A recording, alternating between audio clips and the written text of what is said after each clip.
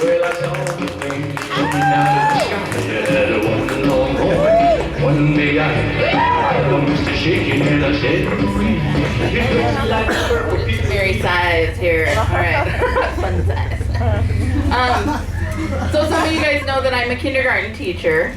And I am doing a literature study with my kids on fairy tales. And I'm realizing I'm getting really good at drawing woodland creatures with X's over their eyes and their tongues hanging out. There's a lot of death in the fairy tales. The conversation usually goes like this. Okay, boys and girls, what happened in the beginning of the Three Little Pigs? Billy? The first little pig died. Okay, right. X's on the eyes, tongue hanging out. Okay. What happened next in the book? Sally? The second little pig got eaten alive. Right. Forgot about that. Okay. X's on the eyes, tongue hanging out. Okay, what about the end? Ramon?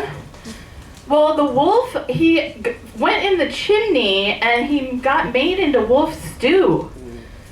And I'm like, okay, so as I'm drawing the wolf with his boiled flesh, I realize it's kind of like a Game of Thrones wedding.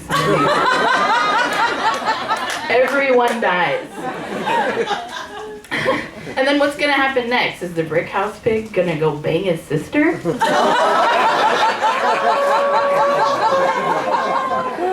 And don't get me started on the Little Red Riding Hood. It's like Dexter for kids. So a wolf breaks into a granny's house, eats the granny, and a woodsman cuts her out. I can only imagine the hands-on activities. All right, boys and girls. After the paralysis sets in, go ahead and drag your scalpel across the wolf's carotid artery to allow the blood to drain. Once we exhume the granny, we can celebrate with fresh-baked muffins. And then, what about the gingerbread man? He punks an old lady and an old man.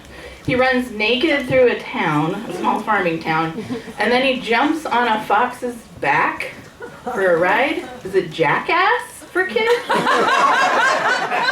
I mean, I got news for you, gingerbread Johnny Knoxville. You can be caught, and you're going in gumballs first. So now every time I get a picture book out, 3 or 4 kids start crying. So I guess it's not so far off that they call teachers union thugs these days. I can get a large group of people to do what I want on command. So Simon says, touch your nose. Simon says, clap your hands. Simon says, break the snitch's kneecap. When they cut the music budget, we opened a nice little Sicilian restaurant. So it was a front, as a front for our trombone smuggling business. Mrs. Nux, our union president, likes to do backroom deals with the district at a seedy strip club across town called the Learning Palace. And when she's not doing that, she's shaking down the non-union charter school teachers and making them an offer they can't refuse. And if Congress decides to jack up the class sizes again, she will be down there giving them all cement shoes and they will be sleeping with the fishes. So the thing about Mrs. Nux too is that she likes to wear these Christopher and Banks sweater vests. And you know, you think she's a sweet old lady, but she's not. Christopher and Banks, who shops there? Mom.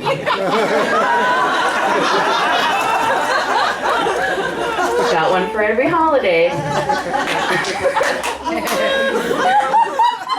I'm so judgy. But not as judgy as the Nordstrom shopper. They have this way of eye flicking you. Like they scan you up and down. Maybe this like feeling of like, do I have a booger? Is it a nip slip? it so much that I've never addressed it. But if I did, I think the conversation might go like this. So, why did you just eye flick me? Oh, I just think it's so cute how you like to wear dresses with stretch pants. Thanks. Do you wear polyester lycra blends exclusively, or, well, I like to have room to move? Oh, I don't need room to move. None of my parts wiggle. Not even. Nope. Actually, I twerk worse than Miley Cyrus. What? You twerk worse than Miley Cyrus? That's like watching a toilet lid go up and down. Yeah, so I'm gonna get out of here and get a kombucha kale smoothie. Do you want one? If I wanted vomit in my mouth, I would just vote for Trump.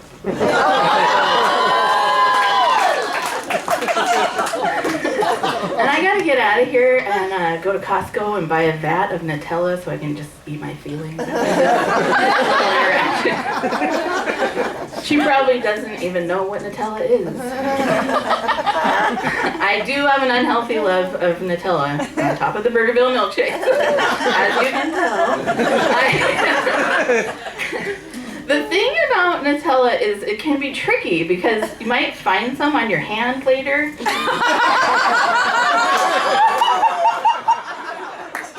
And you really want to lick it off. But it could be anything. So the chubby kid in me says, do it, you get to taste the Nutella again. And then the responsible adult in me says, you idiot, it's brown. You've touched a number of brown things today. It's a game of Nutella roulette. And the chubby kid always wins. The thug life choice. Thank you so much.